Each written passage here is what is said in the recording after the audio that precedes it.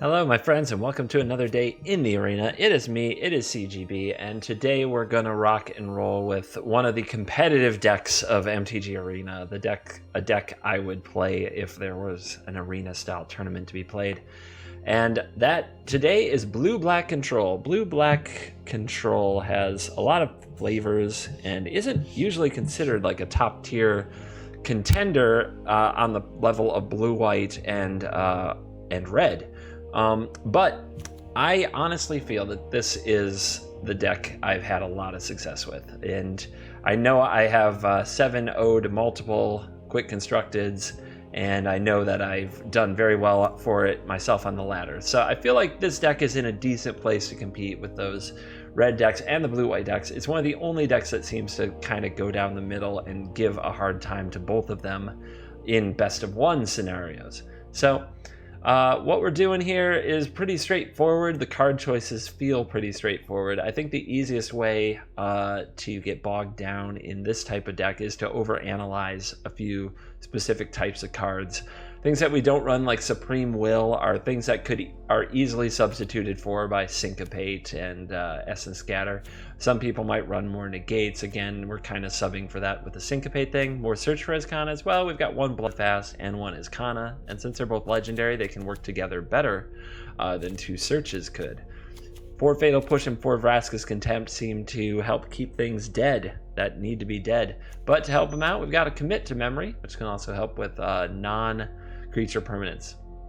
So, non-creature permanents are one of the weaknesses of the deck. Aside from exiling planeswalkers with Vraska's Contempt, you have a lot of trouble with enchantments and artifacts. Fortunately, they're not that prevalent in the meta right now, but a little help from Commit, a little help from Negate, and a little help from Blink, and hopefully we can get there, as well as 4 Disallows and 4 Syncopates.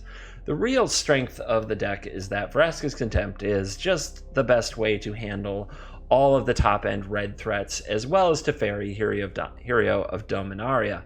And in a deck like this, where we run the full 4 copies of Torrential Gearhulk, you get basically the benefit of 8 Vraska's Contempts to make sure that all the Teferis are exiled, to make sure that all of the red decks for Kindling Phoenixes and Chandras and Hazarets go away.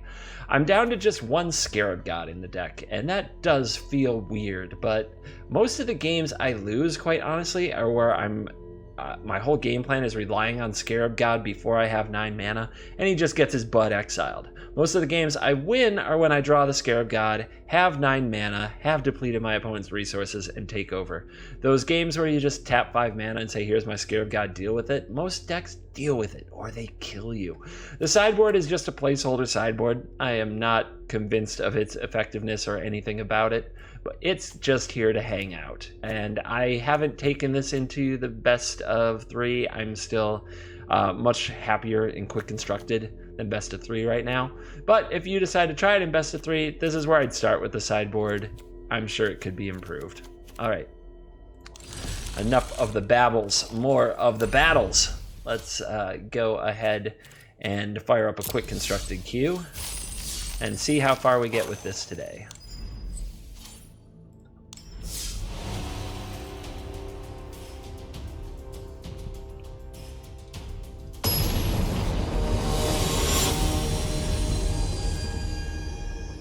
Wherever you are out there today, hope you're up for an exciting round of Magic. I will try my best to provide. As always, videos are not cut and shot and edited and spliced together. I hit record, I go for half an hour. If I am entertained or find it useful, I share it with the world. If it is boring and lame, I do not. Or if it, client crashes, or I have to take too many phone calls. Sorry to everybody who watched my last video. There was a phone call in it, but I just couldn't let the video dive. All right, this is really tough. We are against red, and it's usually safe to assume you are. The fatal pushes are very decent, but if we don't draw the lands, we will lose. However, if we draw a blue source and one other land in, say, the top 5 or 6, then we should be very favored in the game because of this Glimmer Gearhulk combo. So what are the odds of that? I think we have 24 lands left in the deck. That's about half the deck. We should be hitting one about every other. So when we're talking about in the top 5 or 6 cards, we should be able to make this work on the draw. I'm going to keep it. I don't love it. Of course, one of those does have to be blue. You have to consider that in your calculations. If I just turn around and draw exactly 2 straight swamps, we're in a very bad way. I'm going to go ahead and push you. It looks like we're up against Mill or Godpharaoh's Gift. Either one, you don't want this guy sitting around. He is a pain. He can mill your top 3 or your opponent's top 3. And it looks like Blue-White Godpharaoh's Gift had a good showing at the GP over the weekend, so it's nice to see some people running it around. I have a video with this deck from much earlier. I think it was the first video I made after Kaladesh was introduced. If such a thing interests you, here is Champ of Wits. I'm not sure about this matchup. I honestly don't think I've ever played Blue-White against this. It sounds like a difficult matchup, but at the same time, I have a lot of counter spells. I think the key is going to be how much pressure our opponent can put on us without the gift. If they can put a lot of pressure on us without using a Godpharaoh's Gift, and it forces us to tap out and they get to resolve one, I think that is where they want to live their life. So right now, the only pressure is a Champion of Wits. And we're going to try to keep that under control. I would, of course, love to exile this Champion of Wits. So Vraska's Contempt is probably the removal spell I want to use over here. Our opponent says go. All right. However, we don't have to be in a big hurry. 2 damage a turn. It's not that bad. Our opponent with a just telling us to go there. Very interesting. And what does 5 mana do here in our life? Looks like it's all getting tapped in. It's an Angel of Invention. So what I'm going to do, it's very, I wish I could blow up this field and get an island and then syncopate for 1. But remember, our opponent gets a land too, so they'd be able to pay 1. So I think what I have to do here is just go ahead and syncopate. I only have to make them pay 1, so that's what we'll do. But sometimes I just overpay to be sure that my eyes aren't deceiving me. In this case, it's very straightforward. Our opponent's tapped out. We only need to make them pay 1. They cannot do it. Their angel is exiled, so the Godpharaoh's Gift can't get it back. And then we take our 2 damage and like it. I really do need a second blue for that Disallow, and we didn't draw the land there, so this is going to be a scary turn. Our opponent doesn't have a Godpharaoh's Gift in the graveyard, though. And they don't run Gate to the Afterlife, so really they need 7 mana to resolve it. So my priority for this turn is to get another blue mana for this Disallow. So strategic planning goes off. It's a little scary because if our opponent has a Refurbish and they hit... Okay, they do not hit a Godpharaoh's Gift. Minister. Okay, that's something that we can, we can go get our island and we can Fatal Push this Minister. So that's not a bad thing to see. Gives us another use for our mana. Alright, on the end step. Sack. Kill it. Kill it all. It's the only target, so very straightforward. Tick-tock. Blue. And Fatal Push. Get rid of you. We even had Revolt, so we could have targeted Champion, but remember, we want to exile this at our earliest convenience.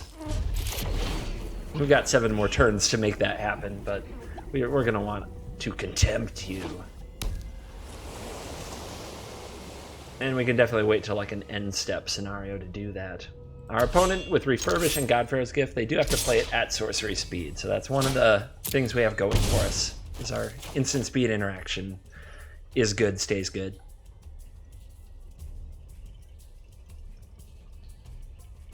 Opponent counting our lands, looking at their own lands, choosing to pass the turn. We could Glimmer here. Am I willing to take 2 more damage from a Champion of Wits to draw cards? I suppose so. I'd pay 2 life if it were part of the cost of this Glimmer right now. I'll take 1 of the lands. Having Gearhulk available is awesome. And an Arguel's Bloodfast. So I know I'm not going to activate this anytime right soon, so I think for now, since Cast Out and things like that are open to our opponent, we're just going to keep this in our hand.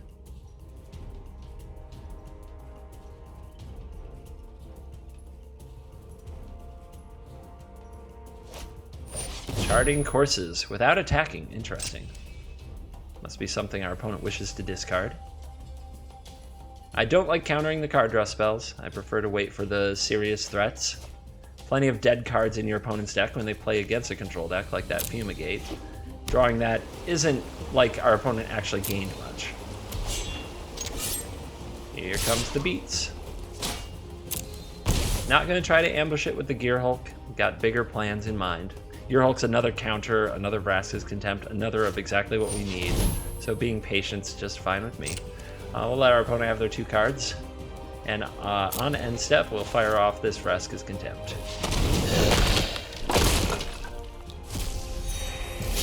Alright. Now I think I will resolve the Bloodfast. It takes down the Gearhulk shields, but I do have a Disallow available. And if our opponent doesn't have like any cast out or anything like that, they can play force action on our turn. We'll see if they play an Ixalan's Binding on their turn. Something annoying like that. But even then, we get a card out of it, activating the Bloodfast.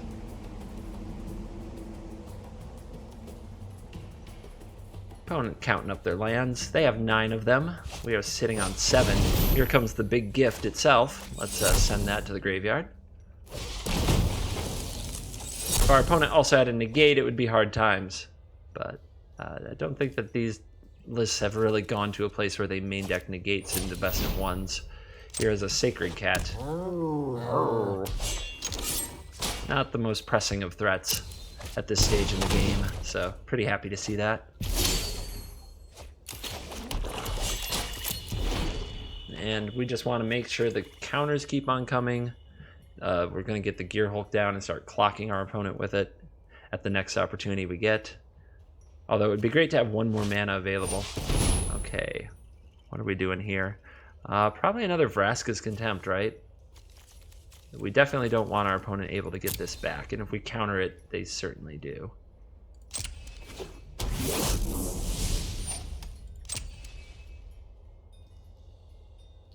So let's see what they choose to keep.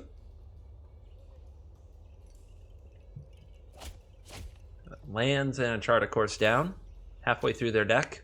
1 Godfarer's Gift in the graveyard. Plenty of refurbishes still in the deck.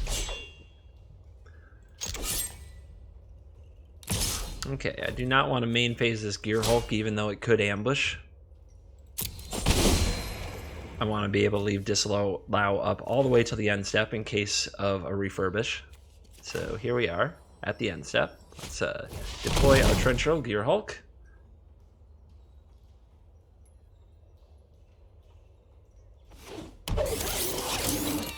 Let's grab a Vraska's Contempt. Make sure that you click on the Vraska's Contempt, not the done. Target it at that Champion of Wits. We don't want you coming back and drawing 4 cards now, do we? Even if our opponent had a gift right now, the Minister of Inquiries, the Regal Caracol, the Angel Invention, there are some good targets, but at least there are no champs. Alright, we're still on end step here, so our opponent kind of giving away their refurbish. They're trying to play something there, you can tell. And, yep. Arguel's Bloodfast. As long as we're here where this X is, our opponent can't play sorcery speed spells anymore on their turn when we use our mana. I think we'll go test them for a Settle the Wreckage, shall we? I'm pretty confident it's a refurbish hanging out in that hand, but I've been surprised in my life. This wouldn't be the first time. Big old punch to the jaw. Opponent might be using a Rivulet. Target themselves, target me. Target themselves. Yep. Binning a refurbish and a gift. Okay.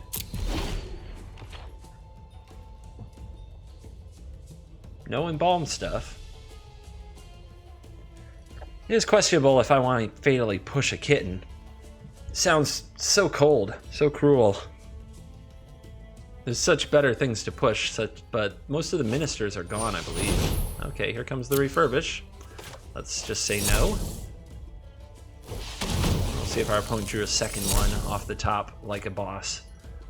I think our main priority here is to draw cards to make sure we have more counters available as soon as frickin' possible. Opponent not attacking. There's a counter. There is another push. We do have to watch our life total now, but making sure we have those counters in our hand is really clutch. We're going to transform it so we can always sack our Gearhulk for more life. Play those nail-biter games that are so exciting. I think I'll just push this cat out of the way and focus on the clock. Let me think about that. This says create a token. So the things that this creates do have no casting cost. They are tokens, not clones or copies. Therefore, they can be fatally pushed. So if a gift resolves, that's going to be very important. I think I should try to continue to ignore this cat, but I'll at least attack and see if my opponent wants to counter attack or block or how they want to do it.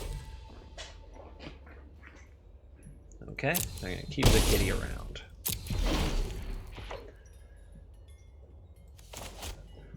This spot, as good as it might almost look, it could still go either way, where we do have to figure out ways to stave off the gift. If our opponent somehow gets a gift or the refurbishes enough to get through our counter magic, this game is very much in their grasp.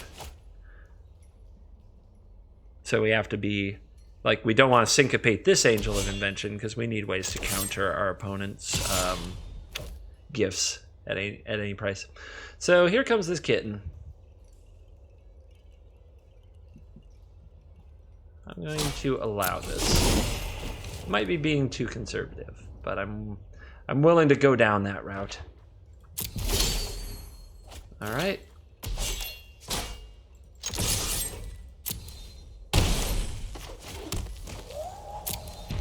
Evolving Wilds in the deck instead of Submerged Boneyard is a way to trigger Revolt for a Fatal Push, so I can use them revolted more often. Here's a second kitten. All right. I think we're going to be pushing that first kitten. Now that I've seen second kitten, our opponent will just get it back, I know. But at 7 life, they have to respect us too. So I think we're going to start drawing blocks out of them. Very interesting little battle. I'm going to go ahead and use this, thin the deck. Could have saved it for the Revolt, and we'll see if that costs me. Okay. Get him.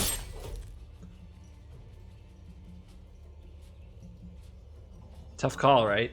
I'm leaving myself open to potentially lethal attack, but now our opponent goes to 2, which means if we can just keep from dying and then get one hit through using, say, a removal spell, we should be golden. And remember, we're not on lethal. We can always sack our Gearhulk to the temple. The lands are real. So much for thinning our deck with Evolving Wilds.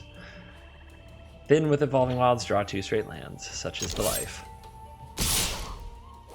Alright, let's fatally push your kitten. And now our opponent will have to stop our Gearhulk. And I'm willing to use counter spells to make this happen. Anna is tapping Champion of Wits. There isn't enough mana left over to bring it back, but we have to watch out for the refurbish. So 1, 2, 3, 4, 5, 6, and we still have 3 open, so yep.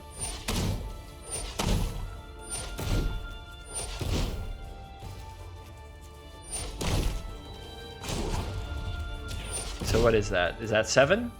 It is. So we make them pay 6. Make jokes about all the lands we drew all you want. We needed every single one of them.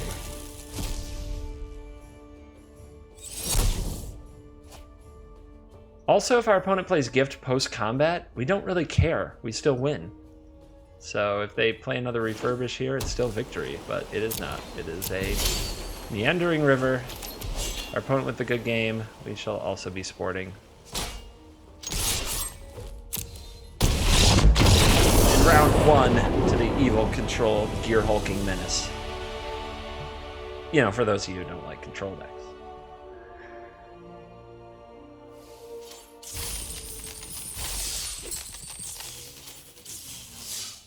Shall we game 2?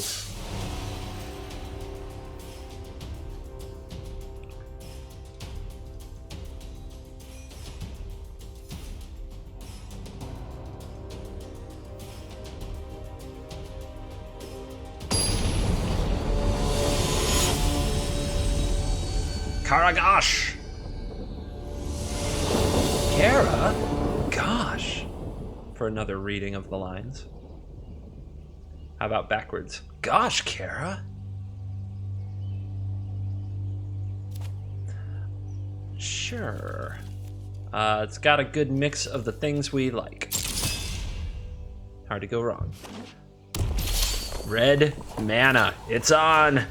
Everybody snarl in unison. Some people don't like the red decks and hate counter decks. I'm one. My fur. I have a dog, okay? And this is where this expression comes from in my household anyway. And anytime somebody's walking on the beach that she doesn't like, or anytime she sees something she doesn't like in the neighborhood, whatever it is, she doesn't bark at them. She's a very good dog. She doesn't growl at them, really. But her fur goes up. She gets this little mohawk on her back, along her spinal column, and you just hear under her breath this little and that's when I see a mountain, especially when I see a Bomat courier, just my fur goes up. A little like you. I gotta kill. Oh, I don't like you. I don't like you at all. I gotta beat you. I don't want you on my beach. I don't want you on my lawn. All that stuff. That new Hellion. Whoa. Boss time. All right. That's good for about 8 damage. Let's go ahead and take this Bomat out. We could also get Revolt with Field of Ruin and kill the Hellion next turn, but the Bomat has to be dealt with anyway. My plan for the Hellion is to let it kill itself. I'll take the damage to be up a card and try to gain it back with Vraska's Contempt. So we're going to operate on that excess. If there's some energy thing here that might let the opponent keep their Hellion, we're going to disallow it. Yep.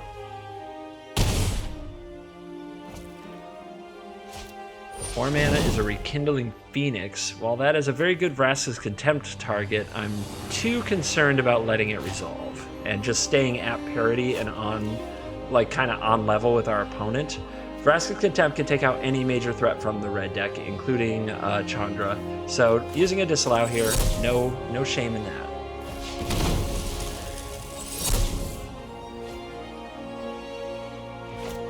And down with the Hellion. Die, Hellion, die. Alright, more Vraska's Contempt is always a welcome sight when you're able to keep up with the board, which obviously we wouldn't have been able to do without the Fatal Push. And a reason that Hellion's just not that good is, now you see, once it's expired, once it wore out its welcome, our opponent's falling behind. Threats that stay on the board can be far more pressure over time. Alright, we're going to use this field. We're going to blow up this arch. Because we can make use of our mana right now this turn. And I don't know if our opponent will ever get the City's Blessing. Right now I'm just happy that they're not 100% mountains, as so many of these builds have become because of Goblin Chainwhirler. Also, these brown lands do imply perhaps our opponent isn't running the Chainwhirler. I'm not sure how that will come into play with our deck, but you never know.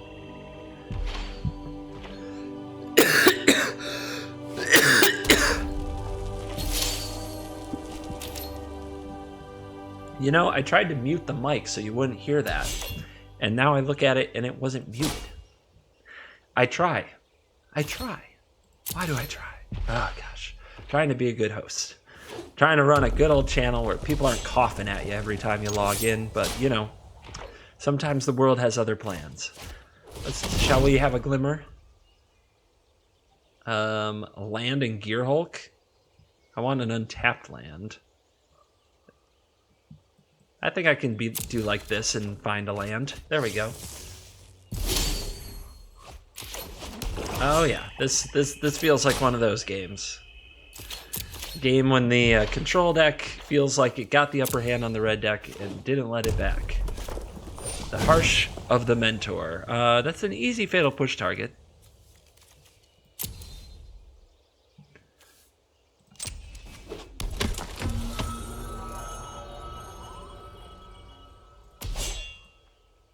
I think what we want to do is Torrential Gearhulk flashback Glimmer. We can Fatal Push our opponent's Harsh Mentor whenever we get a feeling for it. Whenever we want to. So, let's go with you. Cast you. Pile up that useless energy.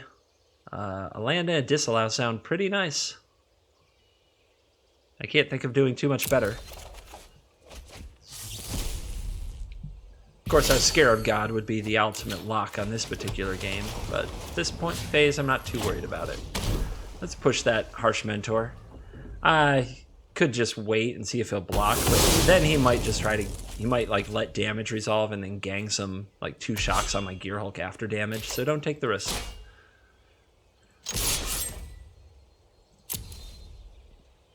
Boom. How you doing? Yeah, this one is... Advantage bar is way down here. You're gonna need a lot of Sunscorched Deserts to dig out of this one. I'm not a fan of running the Sunscorched Desert anymore. I'd much rather have Goblin Chain Whirler. Should have just played other Gearhulk, probably. Went on autopilot. My apologies.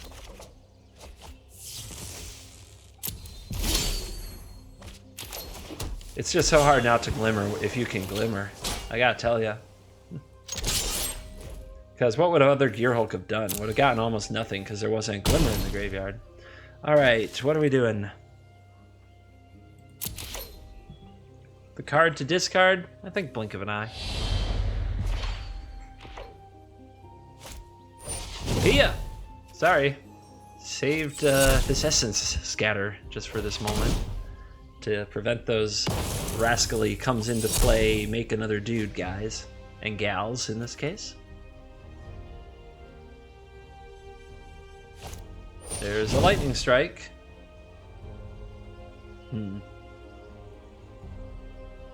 So I think the best play is just to disallow it with a Gearhulk, because then we win next turn.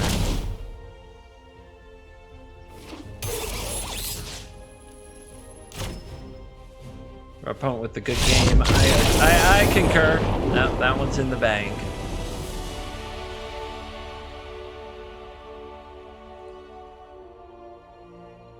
Okay, the nature of control decks. Games are a little bit longer, so we're going to call it there for the day. Maybe on Twitch, if you want to come out, you can catch where we go in this event. Or if for any reason I don't get to stream in the next few days, maybe I'll make another video with it. Deck list is going to be in the description. I hope if you are a control fan or you just want to change it up from the blue, white, and red and play something else. I mean, a lot of things about this are the same. I understand that it's not that different from other control decks, but to me it feels like a proper control deck. Teferi just feels busted and I feel nasty even when I'm activating it. By comparison, Gearhulk and one Scarab God feels almost like fair magic. So I hope you like the deck. And again, we're going to throw that list to you in the description. I hope you like the channel. I hope you like the video. This is CGB. Thank you for watching. And until next time, I will see you later. And I can't steal Nighthawk's catchphrase. Although if he's not going to make videos, you know what? Screw it. He's probably not going to watch this. And he hasn't been making videos lately. So I'm going full-on gimmick infringement in his honor. This is for Nighthawk233. Make some videos, my man. I am CGB, and I will see you later.